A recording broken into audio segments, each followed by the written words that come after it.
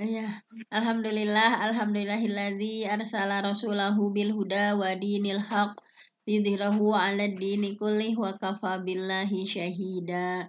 Asyhadu an la ilaha illallah wahdahu la syarikalah wa asyhadu anna Muhammadan abduhu wa rasuluhu alladzi la nabiyya ba'dah. Alhamdulillah dalam kesempatan subuh yang berkah ini insyaallah kita akan melanjutkan pada tafsir yaitu Quran Surah Al-Mujadilah ayat 11 ya yang sudah sangat terkenal tentang bagaimana Allah mengangkat derajat orang-orang yang berilmu. Bunda Yeti Al-Mujadilah ayat 11. Saya akan bacakan terlebih dahulu. A'udzu billahi minasy syaithanir rajim. Ya ayyuhalladzina amanu idza qila lakum tafassahu fil majalisi fafsahu yafsahillahu lakum wa idza qila ansuzu fansuzu yarfa'illahu alladhina amanu minkum والذين آمنوا منكم والذين أوتوا العلم درجات والله بما تعملون خبير. يا أيها الذين آمنوا إذا ناجيتم الرسول فقدموا بين يدي نجواكم صدقة ذلك خير لكم وأطهر فإن لم تجدوا فإن الله غفور رحيم. Al-Mujadilah ayat 11 dan 12. Ya ayyuhalladzina amanu, wahai orang-orang yang beriman, idza apabila qila dikatakan lakum kepada kalian, tafassahu berlapang-lapanglah fil majalisi dalam majlis, fafsahu maka lapangkanlah oleh kalian, yafsahillahu lakum pasti Allah akan melapangkan untuk kalian. Wa idza dan apabila qila dikatakan unsuzu berdirilah, fansuzu maka berdirilah kalian, yarfa'illah Allah akan mengangkat derajat alladzina amanu orang yang beriman minkum di antara kalian, walladzina utul ilma dan orang-orang yang berilmu pengetahuan, darajat beberapa derajat. Wallahu dan Allah bima ta'maluna khabir maha mengetahui apa yang kalian kerjakan.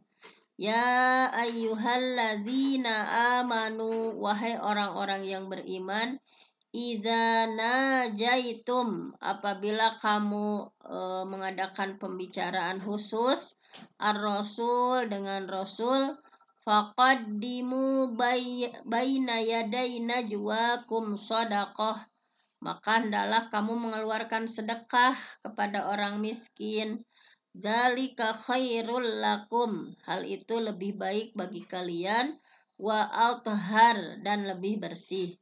Fa illam tajidu dan jika kamu tidak memperoleh apa yang disedekahkan, fa innallaha ghafurur rahim, maka sesungguhnya Allah Maha Pengampun, Allah Maha Penyayang.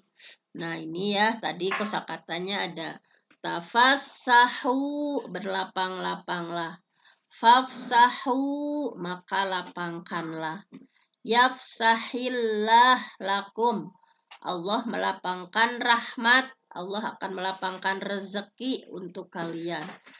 Unsuzu berdirilah, Fansuzu, maka berdirilah. Yarfa'illahu alladzina amanu. Allah akan meninggikan kedudukan orang yang beriman. Utul ilma darajat, diberi ilmu pengetahuan beberapa derajat. Nah, asbabun nuzul dari ayat sepaket ini ya 11 12 berkenaan dengan ini ya, ada riwayat yang diterima dari Muqatil bin Hibban bahwa pada hari Jumat Nabi teh sedang berada ya di rumah persinggahannya yang sempit. Jadi pada hari Jumat Nabi sedang berada di rumah persinggahannya yang sempit. Kemudian Nabi teh sedang menjamu para mujahid ya, orang-orang yang jihad, yang diistilahkan yang mujahid Badar, baik itu dari kaum Muhajirin dan juga dari Ansor. Kemudian tiba-tiba datang sekelompok mujahid Badar ya, yang lainnya gitu. Termasuk di dalamnya itu ada Sabit bin Qais. Nah, mereka kan sempit ya, tadi dikatakan berdesak-desakan dalam majelis tersebut. Nah, kemudian mereka berdiri. Mereka berdiri agar dekat dengan Nabi ya. Tetapi orang-orang yang sebelumnya yang sudah datang itu nggak mau ngasih tempat, kayak nggak mau memberikan keleluasaan gitu ya, nggak mau memberikan keleluasaan. Apa ikat? Kemudian tidak mau memberikan keleluasaan. Nah, hal itu teh membuat Nabi teh gimana ya, nggak enak hati Nabi. Maka Rasulullah berbicara ya pada orang yang ada di sana, kepada yang selain Mujahid Badar. Wahai Fulan, tolong berdiri, ya kayak gitu. Nah, hal itu teh membuat hati orang yang Nabi perintah kesal gitu ya.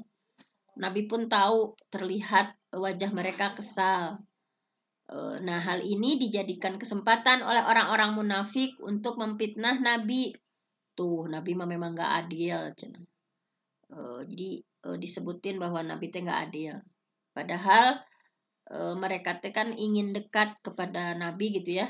Sehingga Allah menurunkan tafassahu, berikan keleluasaan, seperti itu. Kemudian ada riwayat lain dari Ibnu Abbas bahwa turunnya ayat ini berkaitan dengan salah satu nama sahabat yang bernama Sabit bin Qais bin Syammas, bahwa dia kan masuk ke masjid, kemudian udah rame, orang-orang tuh udah ramenya. Nah, Sabit ini kan duduknya itu ingin dekat dengan Rasul karena agak-agak tulis dikit gitu. Tapi di antara orang-orang di sana nggak ada yang mau ngasih tempat duduk. Maka turun ayat ini. Nah, jadi menurut Ibnu Abbas bahwa orang-orang di sana disuruh untuk memberikan lapangan ya, tempat buat temennya, terutama melapangkan hati. Jangan sampai seseorang menyuruh orang lain berdiri karena dia ingin menduduki tempat tersebut. Intinya dari paparan di atas kita simpulkan bahwa proses turunnya ayat ini dikarenakan tadi ya banyak para sahabat baik dari kalangan muhajirin datang kepada Rasulullah ya, rame-rame untuk mendengarkan nasihat dari Rasulullah.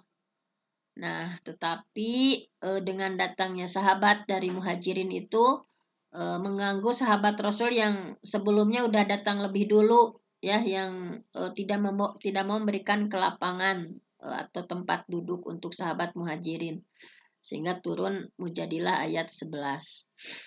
Nah, kalau ayat 12-nya bahwa ini kan ayat sebelumnya menjelaskan tentang pembicaraan rahasia gitu, pembicaraan rahasia. Jadi banyak sahabat yang datang menemui Rasul ya untuk menyampaikan hal-hal khusus gitu yang nggak mau diketahui banyak orang gitu. Jadi pembicaraan rahasia hanya sahabat dengan Nabi gitu ya. Jadi banyak di antara sahabat yang menyampaikan hal-hal khusus hanya kepada Nabi. Kan itu teh ngantri ya banyak sehingga Nabi segan ya untuk menolak hal tersebut. Dan tentu saja kan sangat merepotkan ya, bayangkan seorang nabi gitu ya, seorang presiden, seorang itu gitu ya, harus menerima banyak sekali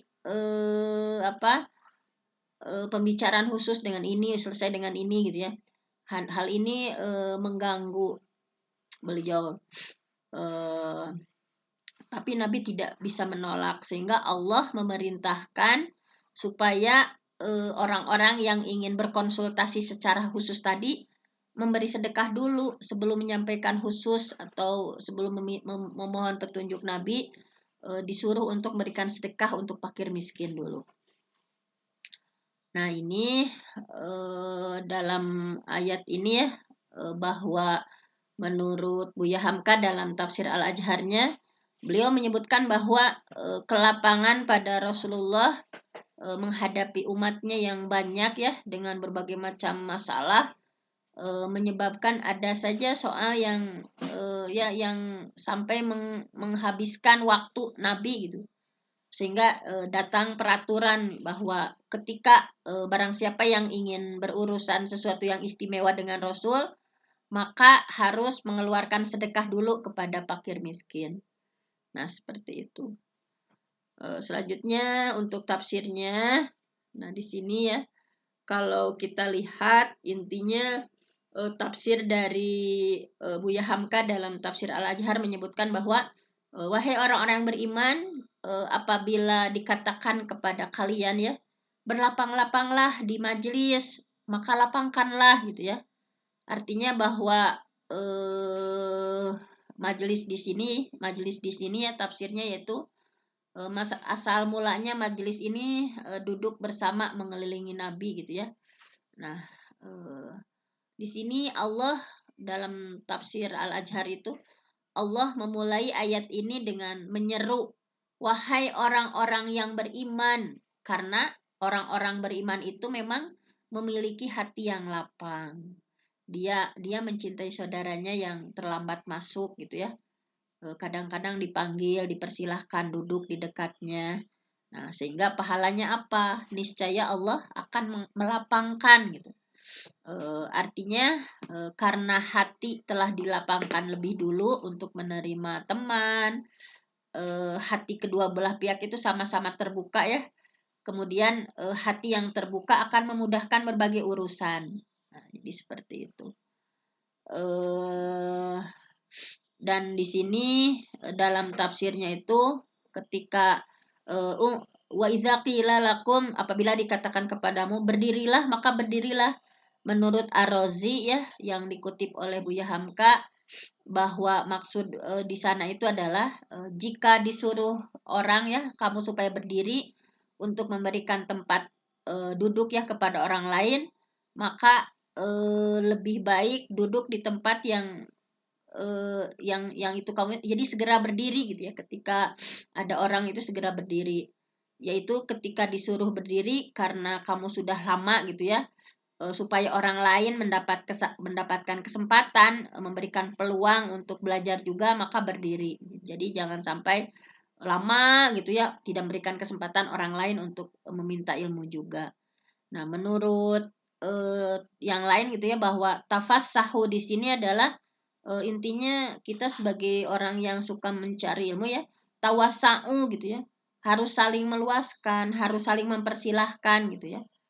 Dan maksud dari yafsahillah lakum di sini, Allah akan melapangkan rahmat dan Allah akan melapangkan rezeki.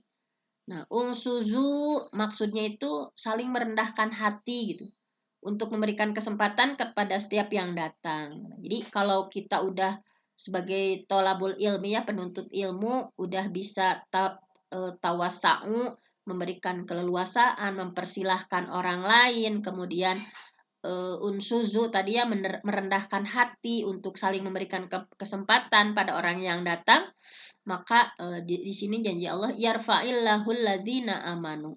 Allah akan mengangkat derajat orang yang beriman. Maksudnya adalah Allah akan mengangkat derajat mereka yang sudah memuliakan dan memiliki ilmu di akhirat pada tempat yang khusus sesuai dengan kemuliaan dan ketinggian derajatnya. Adapun potongan dari idza qila lakum tafassahu fil majalis fafsahu. Maksudnya adalah ketika kamu diminta berdiri ya selama berada di majlis Rasulullah, maka segera berdiri gitu. Karena Rasulullah terkadang melihat ya para sahabatnya bagaimana sikap keagamaan mereka itu, karena Rasulullah ingin menyerahkan tugas khusus yang tidak mungkin tugas itu dikerjakan oleh orang lain. Nah, kalau menurut pendapat lain, yarfa'illahu alladzina amanu minkum walladzina utul ilma darajat. Maksudnya itu adalah Allah akan mengangkat orang mukmin yang melaksanakan segala perintah Allah, perintah Rasul dengan memberikan kedudukan yang khusus gitu ya, baik dari pahala maupun keridhaan dari Allah Subhanahu wa taala. Jadi singkatnya bahwa setiap mukmin dianjurkan memberikan kelapangan kepada sesama teman ya ketika berada dalam sebuah majelis, ketika temannya datang belakangan atau apabila dianjurkan supaya keluar meninggalkan majelis, maka segera meninggalkan. Jadi jangan ada prasangka bahwa perintah tersebut menghilangkan hak kita gitu ya, kayak nggak enak tadi geningan disuruh sama Rasulullah berdiri. Tapi ini adalah merupakan kesempatan yang bisa menambah kedekatan pada Allah. Karena Allah tidak akan menyia-nyiakan setiap perbuatan yang dilakukan hambanya. Melainkan Allah akan memberikan balasan yang setimpal, baik di dunia maupun di akhirat. Nah, seperti itu ya kalau menurut dari Buya Hamka. Kalau menurut Bapak Quraisy Shihab di sini, tafassahu di sini adalah diambil dari kata fasaha yaitu lapang gitu ya. Unsuzu diambil dari kata tempat yang tinggi. Jadi perintah tersebut berarti beralih ke tempat yang tinggi. Maksudnya itu pindah ke tempat yang lain untuk memberikan kesempatan duduk dengan enak gitu atau bangkit melakukan aktivitas positif. Jadi intinya kalau menurut Bapak Quraisy Shihab bahwa ketika berdiri di rumah Nabi itu jangan lama-lama gitu ya. Karena boleh jadi Nabi itu ada kepentingan yang lain yang harus beliau hadapi gitu. Ini kata Bapak Quraisy Shihab. Kemudian majalis itu kata majelis menurut Bapak Quraisy Shihab bahwa pada asalnya majelis itu adalah tempat duduk gitu ya. Dalam konteks ini adalah tempat Nabi memberikan tuntunan keagamaan. Tempat di sini ya, tempat berdiri Nabi, tempat berbaring Nabi, pokoknya secara keseluruhan. Dan tujuan dari perintah ini adalah memberikan tempat yang wajar, mengalah pada orang-orang yang dihormati atau orang yang lemah sekalipun. Kita ya, misalkan ketika di bis, misalkan ya, baik itu ada orang yang lebih lemah, lebih itu, nah kita diperintah juga untuk memberikan tempat gitu ya pada orang lain untuk mengalah gitu.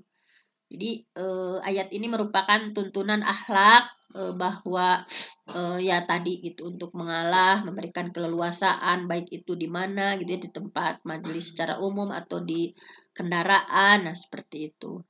Nah, kemudian ayat yang menyangkut yang 12-nya pembicaraan rahasia ini adalah memberikan tuntunan bagaimana menjalin hubungan harmonis dalam satu majelis. Jadi kan Allah berfirman, wahai orang beriman, ketika dikatakan kepada siapapun berlapang-lapang, berupayalah dengan sungguh-sungguh, walaupun dengan memaksakan diri memberi tempat orang lain dalam majelis gitu ya. Nah, seperti itu. Jadi lapangkanlah tempat itu dengan sukarela gitu ya. Jika kamu bisa melakukan seperti itu, Allah akan melapangkan segala sesuatu untuk kamu dalam hidup ini gitu ya. Jadi ketika dikatakan berdiri kamu ya atau duduk di tempat yang atau bangkit ya dari tempat duduk yang semula, maka Allah gitu ya akan memberikan tadi pahala tadi. Nah, dari ayat yang tadi gitu ya kita simpulkan saja kalau di sini menurut Ahmad Marogi ya dalam tafsir Al-Marogi bahwa dari ayat tersebut intinya ada 3 hal gitu. Bahwa para sahabat berupaya ingin saling mendekat pada saat berada di majelis Rasul dengan tujuan agar mudah mendengar nasihat dari Rasul ya, yang diyakini bahwa nasihat tersebut kebaikan yang dan sebuah keistimewaan gitu. Bahwa perintah untuk saling melapangkan, meluaskan tempat duduk ketika di majelis, tidak saling berdesakan dan tidak berhimpitan, bisa dilakukan karena ya hal tersebut akan menimbulkan keakraban gitu ya di antara orang yang berada dalam majelis, untuk bersama-sama mendengarkan nasihat Rasul. Bahwa setiap orang yang memberikan kemudahan kepada hamba Allah yang lain, yang sama-sama ingin pintu kebaikan ya, menuju pintu kebaikan, ingin menuju pintu kedamaian, Allah pun akan memberikan keluasan kebaikan baik di dunia maupun di akhirat. Jadi intinya perintah untuk memberikan kelapangan dalam mendatangkan ini akan mendatangkan setiap kebaikan dan akan memberikan rasa kebahagiaan kepada setiap orang Islam. Nah, seperti itu. Nah, terakhir di ayat 12 ini, ayat di sini ya, yang ayat 12 itu adalah tadi bahwa perlu dicatat bahwa sahabat-sahabat Nabi itu kan banyak yang datang menemui beliau lah, ingin menyampaikan masalah khusus gitu, yang spesial antara Nabi dengan dirinya saja gitu. Sehingga ini merepotkan Nabi gitu ya, sehingga Allah gitu ya menyebutkan, wahai orang yang beriman, ketika kamu akan mengadakan pembicaraan khusus dengan Rasul, kamu harus memberikan beberapa saat ya sebelum pembicaraan khusus itu, kamu harus ngasih sedekah untuk orang fakir miskin melalui beliau ya, maupun langsung gitu ya diberikan kepada orang miskin tersebut. Nah, itu lebih baik kehidupan beragama kamu, dan itu akan lebih suci gitu. Karena kan sedekah bisa membersihkan jiwa. Nah, jika kamu tidak memperoleh apa yang akan kamu sedekahkan, nggak apa-apa kata Allah. Maka Allah Maha Pengampun, Allah Maha Penyayang. Nah, jadi para ulama berpendapat bahwa orang yang hadir dalam majelis hendaklah mematuhi ketentuan-ketentuan yang berlaku dalam majelis gitu ya. Mematuhi perintah orang yang mengatur dalam majelis itu gitu. Misalkan ada orang-orang yang menghadiri suatu majelis, baik yang datang pada waktunya atau yang datang terlambat, jadi selalu menjaga suasana yang baik, penuh persaudaraan, saling tenggang rasa.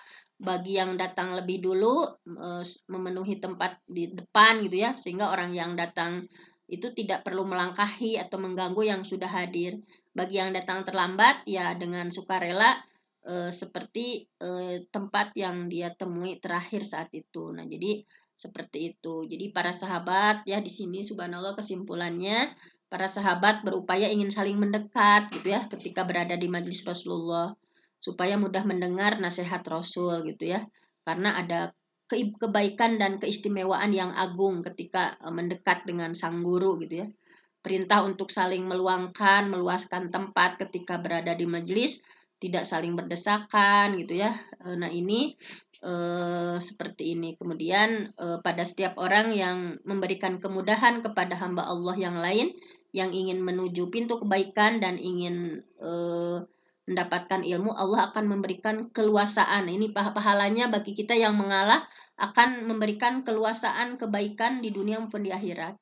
Jadi singkatnya di sini ya perintah untuk memberikan kelapangan dalam mendatangkan setiap kebaikan dan memberikan rasa kebahagiaan kepada setiap Islam. Atas dasar ini Rasulullah menegaskan bahwa Allah akan menolong hambanya selama hambanya menolong saudaranya. Nah, mengagungkan Rasul, mengagungkan pembicaraan dengan beliau di sini ya merupakan salah satu gitu ya yang dilakukan oleh para sahabat. Nah, manfaat dan ini nih manfaat yang besar bagi fakir dengan adanya sedekah yang yang diatur ya yang diperintahkan gitu ya sebelum berbicara dengan beliau.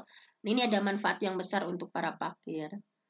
Nah, terakhir untuk membedakan orang munafik yang mencintai harta dan hanya ingin kesenangan duniawi saja, dan membedakan orang mukmin yang memang benar-benar beriman dan memang benar-benar orang mukmin menginginkan akhirat dan menginginkan nikmat abadi yang di sisi Allah gitu ya. Nah, seperti itu.